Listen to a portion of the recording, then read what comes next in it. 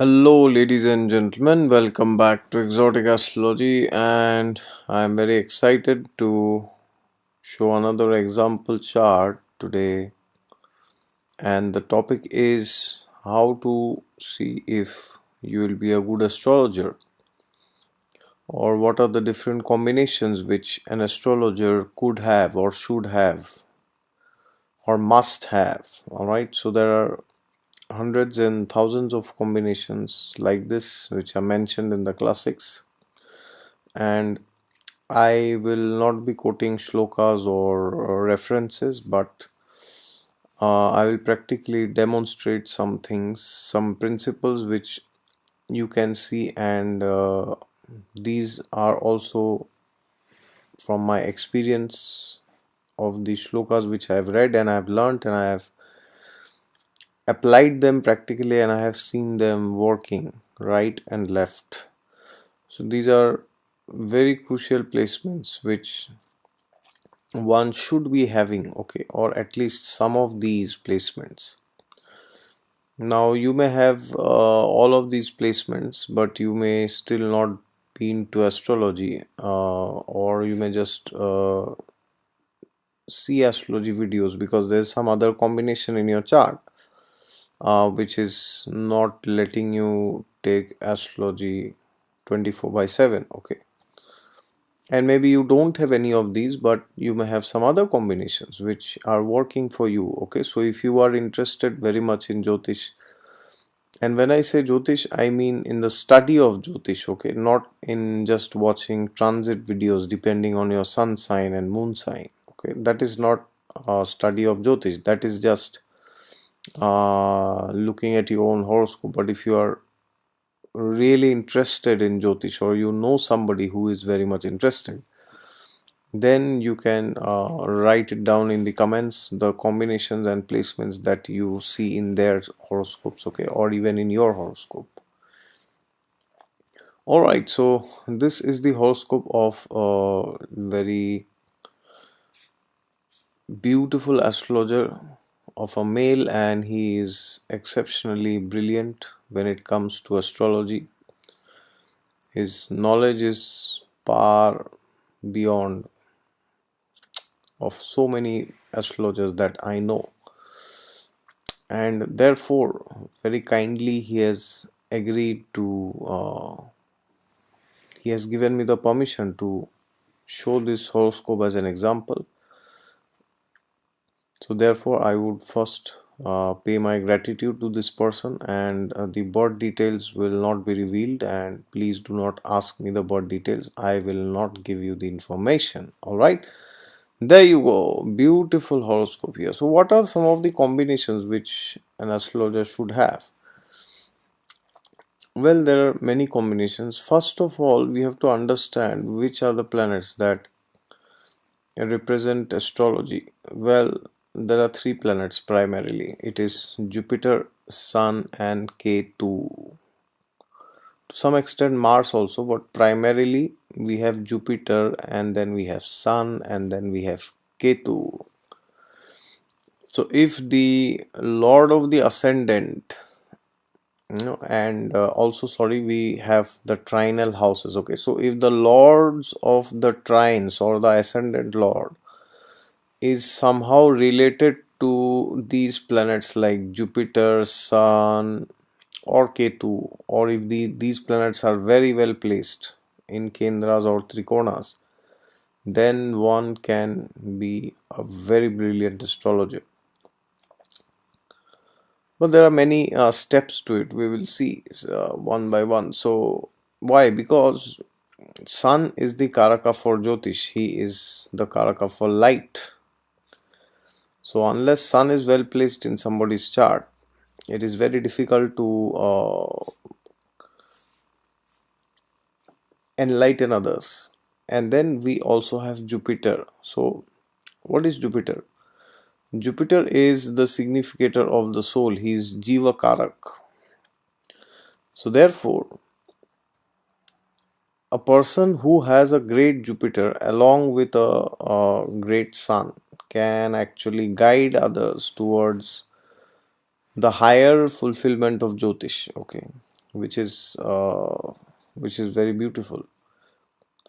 And Ketu is again Moksha Karak. That's like the higher version of Jupiter. The ultimate aim of spiritual progress is to become detached from matter and to become attached to God. That is what Ketu teaches. Many times people think Ketu is about detachment, but Ketu is not about detachment only. Detachment from matter is just the beginning of spiritual life. One of the symptom, the only symptom of progress, or one of the top symptoms of progress in spiritual life is how much detached are you becoming from matter. But that is not the end of spiritual life. Spiritual life starts when you become detached from matter and ends when you become attached to God and his activities. So here if you see, it's Leo Lagna, and then Sun is the Lord of the Ascendant. He is sitting in the 10th house, very powerful there. He's in Digbala, extremely powerful. And then Ketu is also placed there. So Sun Ketu conjunction, very, very, very good for spiritual progress. Then we have to see the trinal lords. Are the trinal lords somehow linked with these planets, okay, or with each other? So if you check carefully here, the trinal lord one is Sun, because Kendra is also Trikon. I mean, the Lagna is a Kendra and a Trikon simultaneously. Then the fifth lord is Jupiter. Jupiter is aspecting the Lagna, sitting in the 7th house. And then what about Mars? Mars is the ninth lord. Mars is again aspecting Jupiter. Mars aspects the 8th house also. So they are also somehow linked, they are somehow associated. But these combinations are not enough. Many people will have these combinations. There are many other combinations which you need.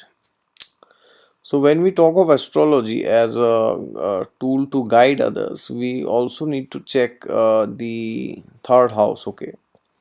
Because third house is the house of Upadesh, Guru Upadesh, the advice that you give others. So the third house should be somehow strong, okay? Now that can be in different ways. The third lord could be well placed, okay? So here, if you see, the third lord is Venus. He is, although in detriment, which means it is in the opposite house from itself, but it is in the ninth house. This is one of the best placements that you can have for any kind of guidance or any kind of consulting, which means the link between the third and the ninth, okay? And if you check carefully, Jupiter from the 7th is aspecting the third house. So fifth lord in the Kendra aspects the third house. Fantastic placement. Again, very good for guidance.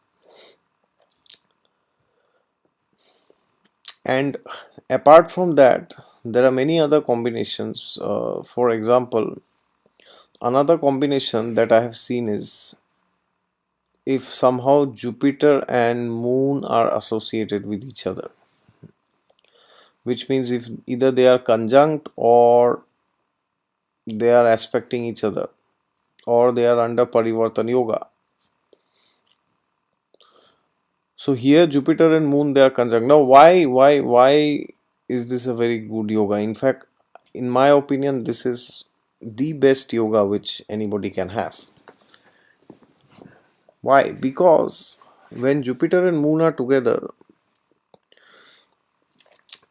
the person can very easily give optimism to others. So what happens when you want to go to an astrologer? You have some problem, you have some difficulties, you have some challenges in your life, and you have tried your best, or you are still trying, but you want to know what ultimately is there in your karma, right? Because at times you feel that whatever efforts you are putting, it is not yielding any result. So you want to know at times, is there any use of going ahead in this domain, or should I just leave it or take up something else? Which should be done only after putting full efforts. Okay, we should never show our horoscopes to any random people or even to astrologers or to anybody without trying ourselves first. Okay, that is very, very, very crucial. So the biggest temptation that we have is the moment we have any small problem, we go to an astrologer. No, that should not be the way. We should try our best, and if we are not able to solve it, only then we should go. Not that for every small trouble, you keep going to an astrologer. That is not good for you, because then you will start losing faith in yourself. Okay, you will start thinking, oh, anyways, everything is destined, what can I do? Okay, so when Jupiter is with Moon, the person can give optimism to others. So the astrologer can very easily give hope to somebody else that, oh, you will have a better life in this area, in some point of time. So here Jupiter and Moon are conjunct, and it is also aspecting the Lagna. Now here, interestingly, the ninth lord is in debility, but for there are many rules for cancellation of debility, which means nicha bhanga. So one of the rules is, if the dispositor of the sign is aspecting or sitting with that planet, then the debility gets cancelled. So here Moon is the lord of Cancer, so either Moon should aspect Mars or sit with Mars. So that is not happening here. The other rule is, if that dispositor is in Kendra, then also that debility is mitigated, which means the debility goes down by significant percentage. So here you see Moon is in the Kendra, in the 7th house. So this helps to mitigate this nicha, this debility of Mars which is there.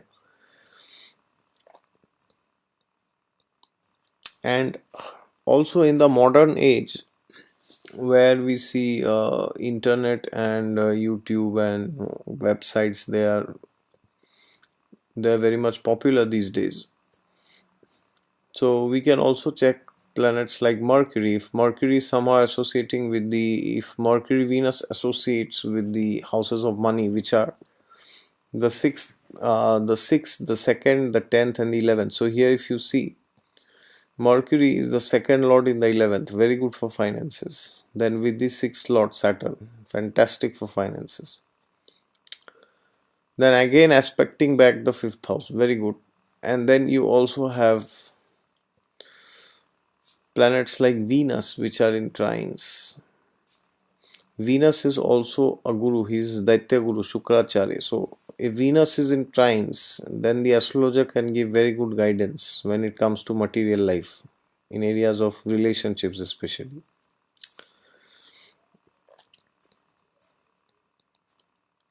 Of course, there are many other combinations. One of the other placements which I have seen, which helps in regards to astrology, is somehow the lord of, if the ninth and 10th lords are having any kind of yoga, basically it really, really, really helps.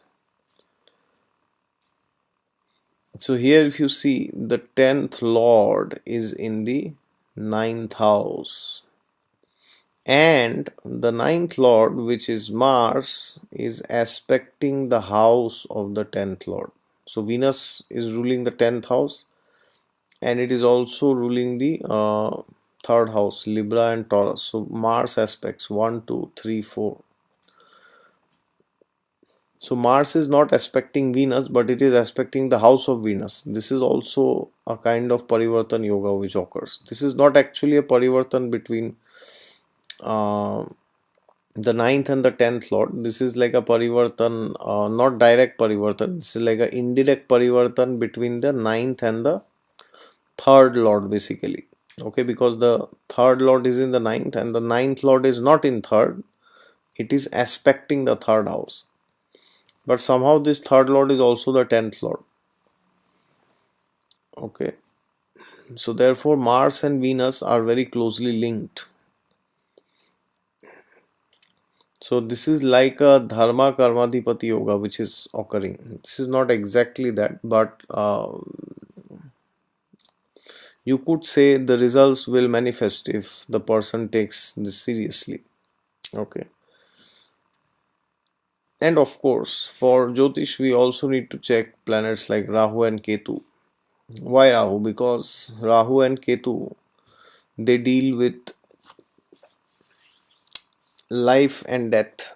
They deal with rebirth.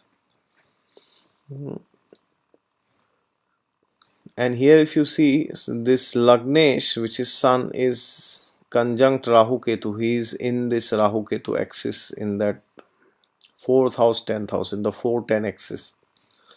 So fourth house is what it is, education, and 10th house is where you go and help others, basically society, other people, name and fame.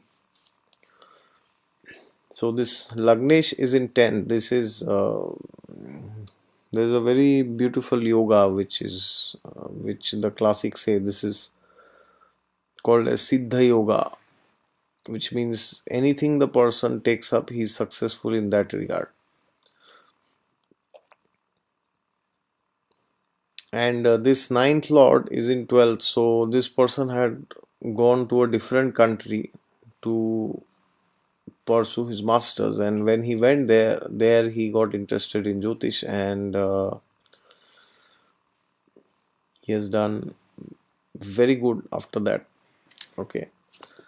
And of course there are other planets which also you can check. For example, the 11th lord is in the own house, so that is also very good for finances. And Mercury and Saturn are together, so whenever Mercury and Saturn are linked, I have also seen there that is very good for Jyotish. It's very surprising, all the combinations are there in this horoscope.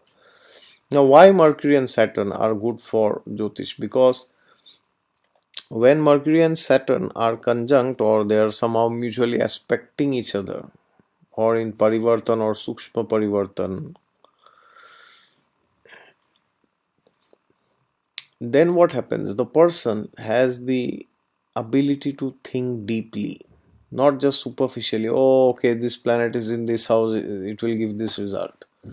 No, you have to check the horoscope, then you have to check the dashas, then you have to check Astak Varga, then you have to check Shatbala, then you have to check the divisional charts, then you have to check the transits finally.